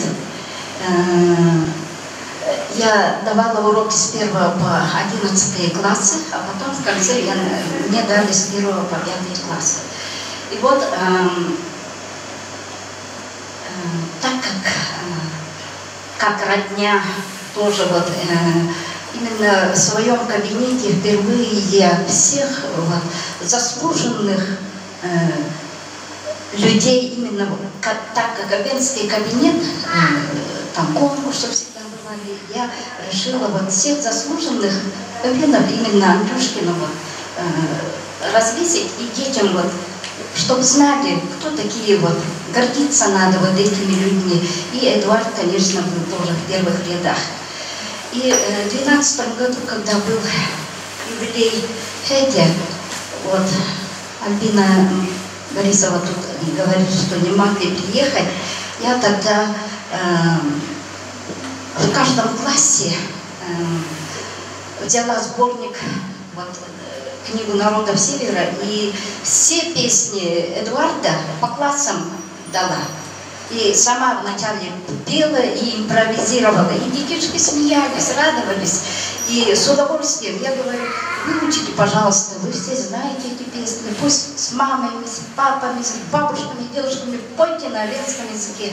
И как они были рады, все родители, бабушки, дедушки на улице встречают и говорят, как хорошо, что детей вот через песни тоже. Устное творчество. И не только вот мы пели, но я и в каждом классе вот определенная песня про тундру, про песню охотников, и говорю, вот я пою, а вы чувствуете вот эту песню, и вы мне нарисуете. Я пою, так внимательно слушаю. И в конце говорю, так, ну как вам понравилось? Очень, говорят. и рисуем. Какие прекрасные рисунки по каждой песне было. Жалко все эти, вообще метод книги, все рисунки, все там в Андрюшкине у меня осталось. И я хочу сегодня вот немножко рассказать об одной песне. Есть песня «Бойгуму и Каттен». Вот в 60-х, 70-х годах в Алёринской тундре вообще популяция диких оленей вот возросла. И решением вот, сельского хозяйства района, министерства, республики было решено организовать бригаду охотников на диких оленей. И с удовольствием, конечно, люди вот самоотверженно трудились, вообще с полной отдачей. И многие получили правительственные награды, ордена, медали и премии. А эту песню написали наши односельчане тоже, Тречкова Елена Андреевна и Урдылин Николай Гаврилович. А мелодию к этой песне написал Эдуард Прокопьевич, дядя. И все они троем, вот, создатели этой песни, сами, ихние родители, потомственные оленеводы, и они сами на себе познали вот этот трудный труд оленевода в экстремальных условиях. И сегодня я хочу вот, я, конечно, на сцене не выступала никогда, но так, в узком кругу всегда могу петь. И я хочу исполнить вот одну, вот эту песню «Бойгуму и Каттен» про охотника. Алаю певдавридюр, урачер буму дёнидюр, бую химулму торидюр, элку хелкен мудгиркere, Аллахаю певихули. Нехету гидени чун, тарал юнда эми бурир, мую хуму двидик. Вот человек всегда жив, когда о нем всегда вспоминают и помнят. Спасибо всем. Я учитель родного эвенского языка была. Конечно, очень много было материалов. Мы сколько вот, квалификацию проходили. Каждый год, вначале каждый год было, а потом через 4 года. И оформлением всегда вот сами оформляли. И сегодня вот, я хочу показать сковородушку фотографии, которые я, когда работала, вот, сделала именно о всех жителях Андрюшкина. А называется это фотостен «Икерди и Кептебугат» — песнями воспетая земля.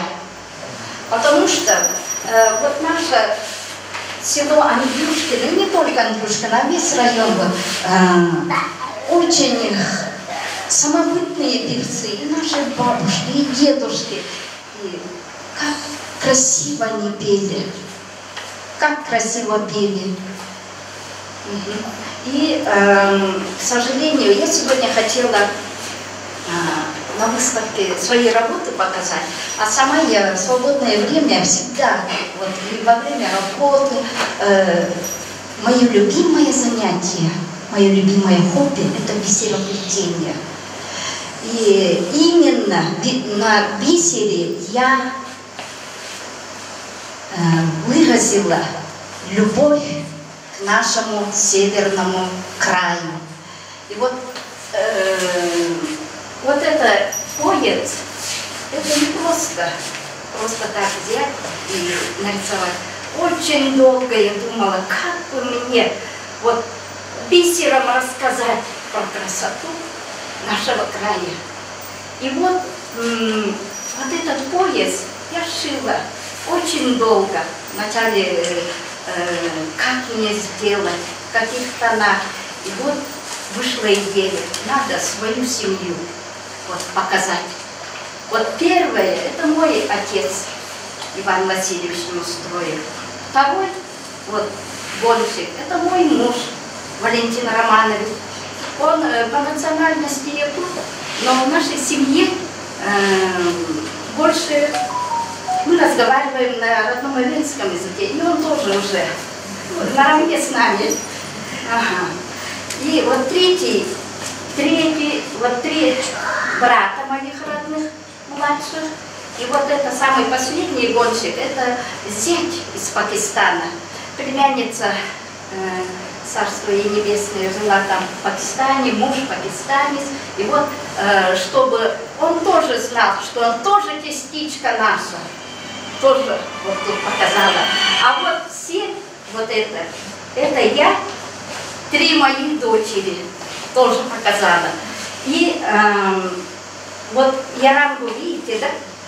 Это наша мама Анастасия Петровна Неустроева. Вот она ждет, когда подъедет вот это гонщики. И, к сожалению, вот тут я чуть-чуть, как пятнышко, вот сделала сын долгожданный, 21 год ждали сына.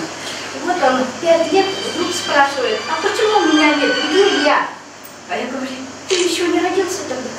И он заплакал и говорит, нет, я тоже должен же быть.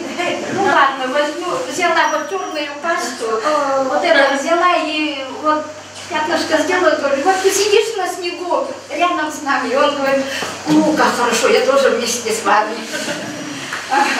И я хочу сказать, вот сегодня я сдам свои экземпляры, около 20 там тоже диссертных работ, все на северную тему. Пожалуйста, приходите, смотрите.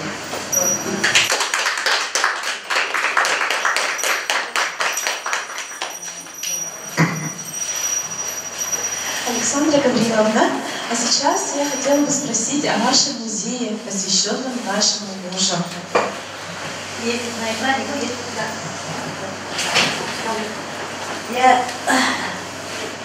Я в одной из комнат,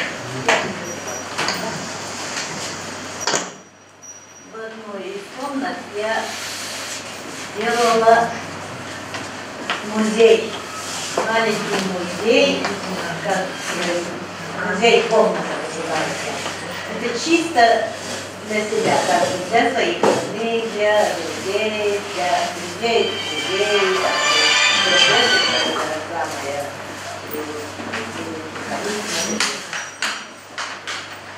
Этот музей создавала, тоже так, рекламы их не садят.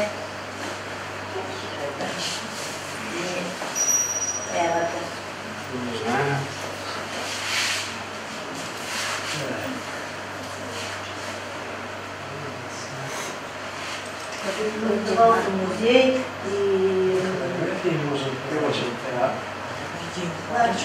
Видео не поворачивается. Не в этом редакторе. Слева нужно будет. Внизу, слева? Да, вот сюда. Это случайный порядок.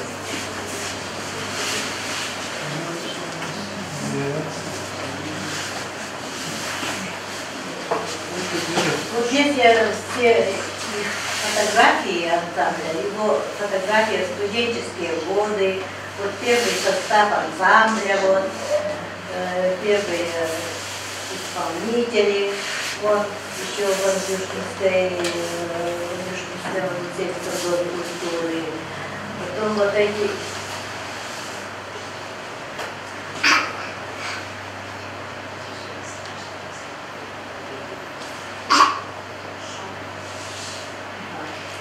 Вот это все по нарастающей, по Богу я делала. Да, в хронологическом порядке. Вот это для рекламы снимались тоже. Это гастроли в Бурятии. Это приезжали к нам композитор Николай Савельевич Берестов, Александр Самсонов, потом Герман Долгопов, по-моему, я их точно не знаю. Вот фотографии они приезжали, я с ними ездил на рыбалку, а позже, как всегда. Он очень любил нашу рыбалку. Вот это его на 60-летие приезжал народный артист Юрий Платонов. Очень приятно было, только поздравительно, всего привез и сам участвовал в одном.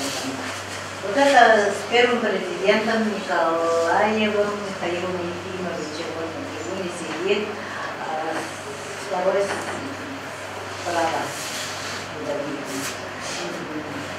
Вот у них ведущим был, первым ведущим был учитель, первый, сверху. Первым ведущим в цели был Марсьянов. Тогда он работал учителем, он милиционером. Немецкий язык. Немецкий язык, преподавал немецкий язык. И свободное время постоянно не работает. Это на 60-летие, когда приезжают. Там есть такие записи, такие уникальные. Он сочинил, не знаю, слышали, не слышали, как он говорил, чукотский джаз. Вам, может, он... Чукотский твист. Чукотский твист. Я не знаю, чукотский джаз. Такая музыка. Вот Валентины еще в одно время они исполняли в этом чешском. Джаз именно. Да. Вот Валентин исполнял на трубе. Это другой. Просто он мне привез чукотский твист еще. Ну может быть. Или рок-н-ролл, или что. Вот это они, по-моему, в 17-м году здесь выступали, вот Сергей Владимирович здесь присутствует. Вы исполняли, когда он пел здесь, концерт вместе. Вот это Владимир Ильич Заборский, молодой.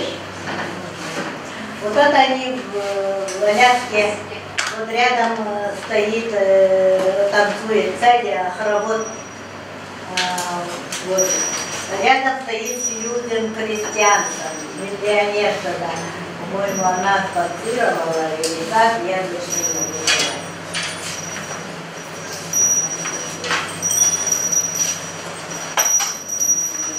Это его на 60-летие.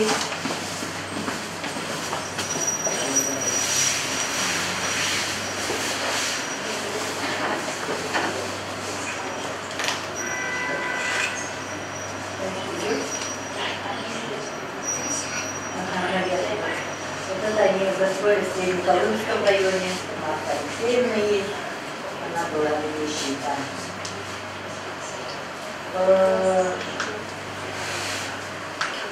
Вот Сергей Владимирович, это молодые, это семья, вот эти сыновья, 4 сыновей, вот эта семья, это молодые годы. Все молодые люди. Вот это один сын, второй сын, Валентин со своими людьми. А тут вот этот стенд посвящен проводили мы в 21 году в ноябре онлайн-конкурс Эдуарда Прокопьевича. Нет, да?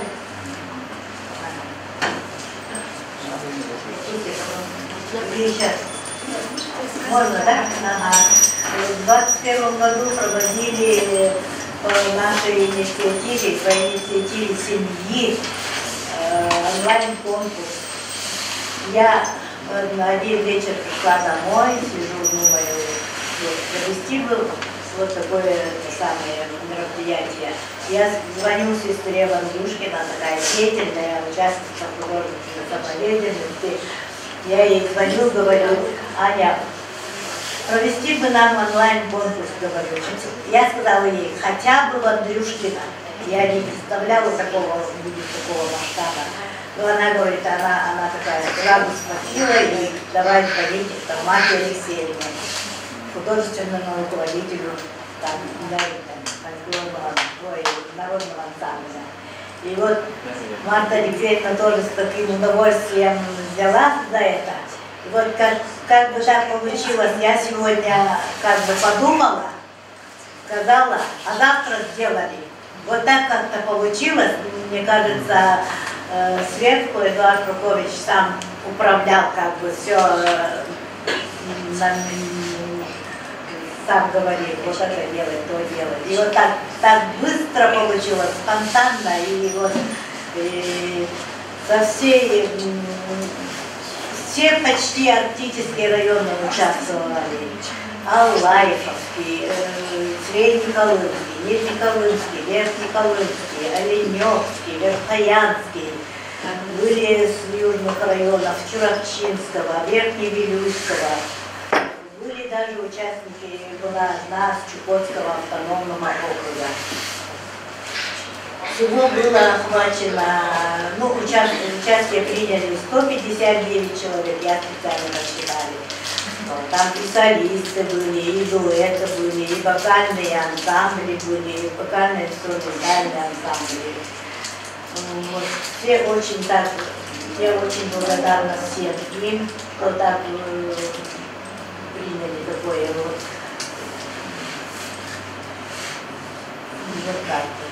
Вот так как-то получилось.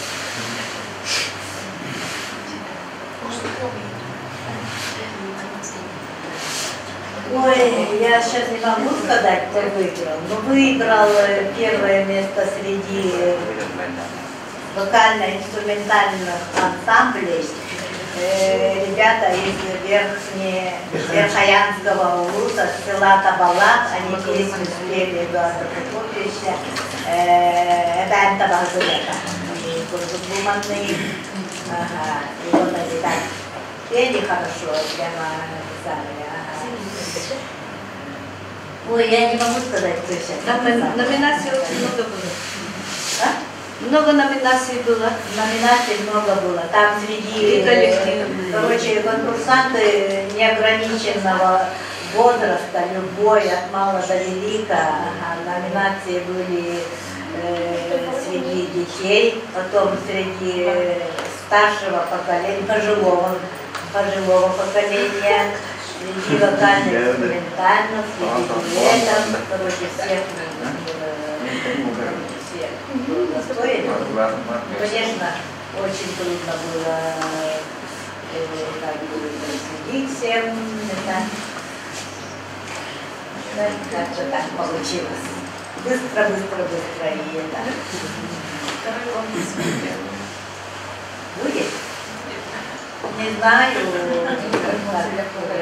теперь думаю, вот с этим,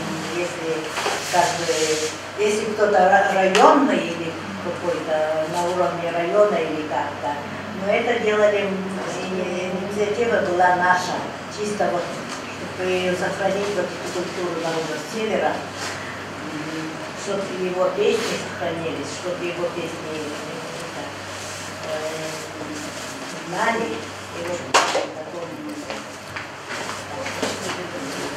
а так это трудновато.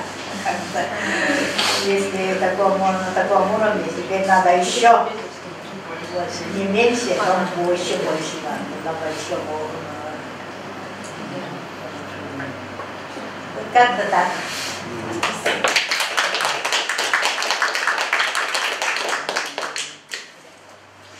Теперь слово предоставляется сыну Эдуарда Прокопьевича Аркадию Эдуардовичу Клевичину.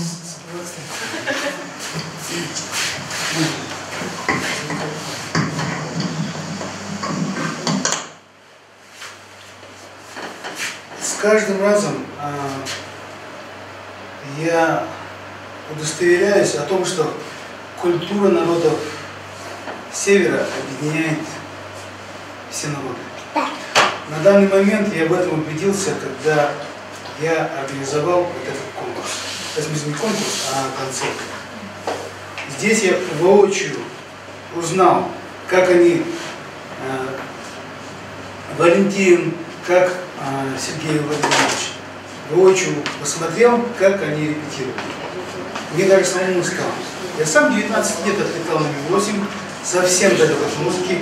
Сейчас меня так заинтересовало. Кстати, Сергей Владимирович, спасибо вам большое. С помощью музыки, с помощью отца я познакомился с народными артистами Республики Саха-Якутия, с Владимиром Ильичем Заблонским, с Владимиром Ильичем Татариным. Очень много нашел знакомых, которые поддерживают,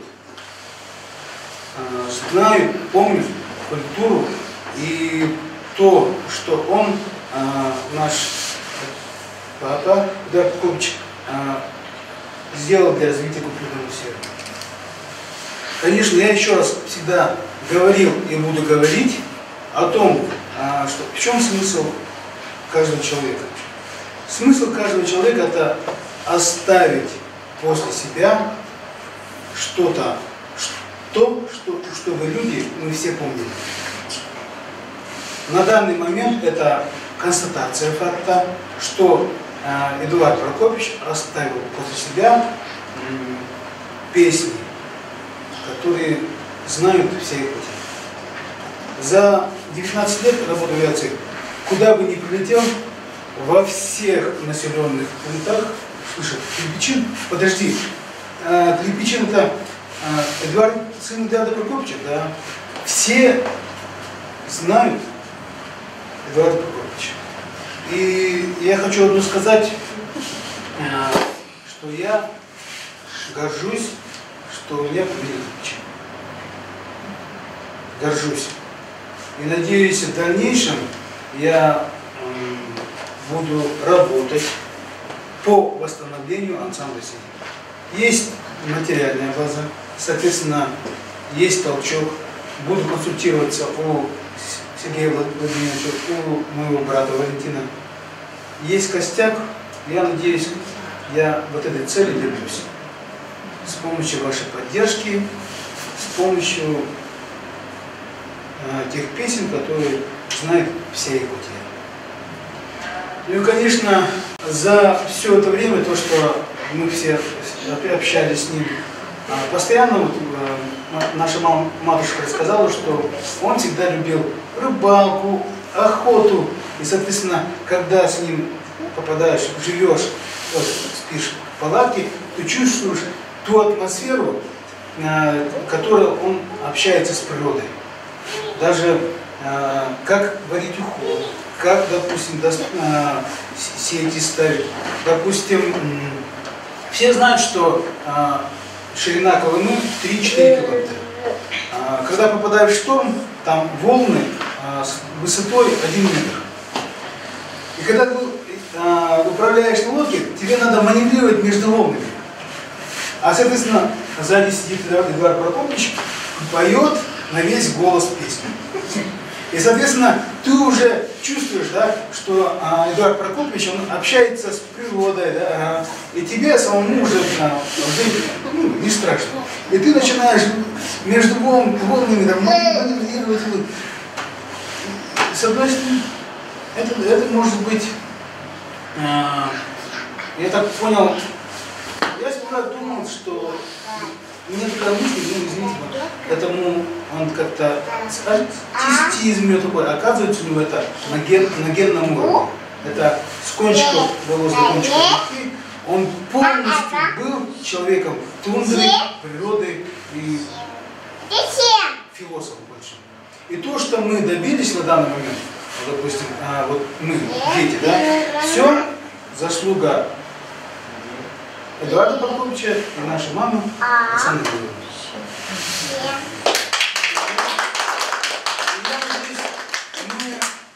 В дальнейшем будем достойно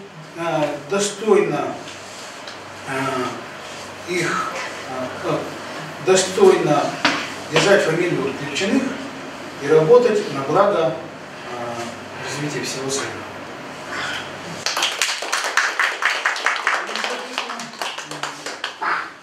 Сейчас я на заслуженном пенсии отлетал на Ми-8, и чисто сейчас я уже начинаю понимать, допустим, где, как живет, как люди живут, и, соответственно, начинаю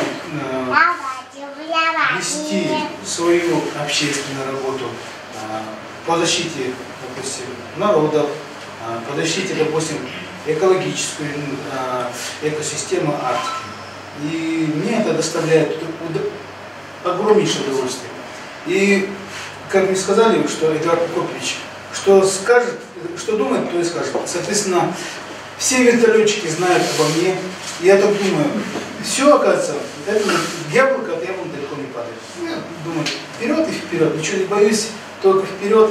И на данный момент концерт, думаю, пройдет на ура, который будет на завтра.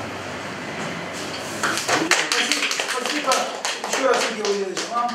Спасибо Петру Березкину, то, что он поддержал.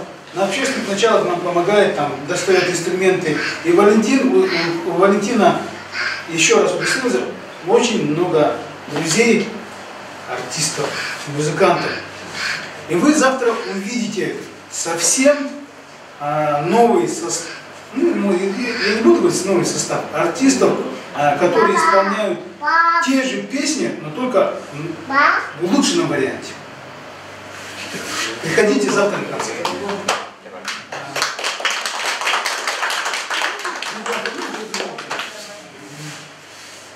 Спасибо. Спасибо всем, что пришли сюда, то, что помните культуру,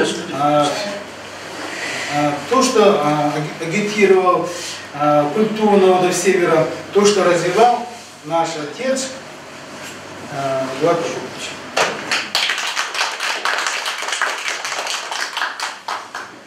Всех приглашаем на общее фотографирование.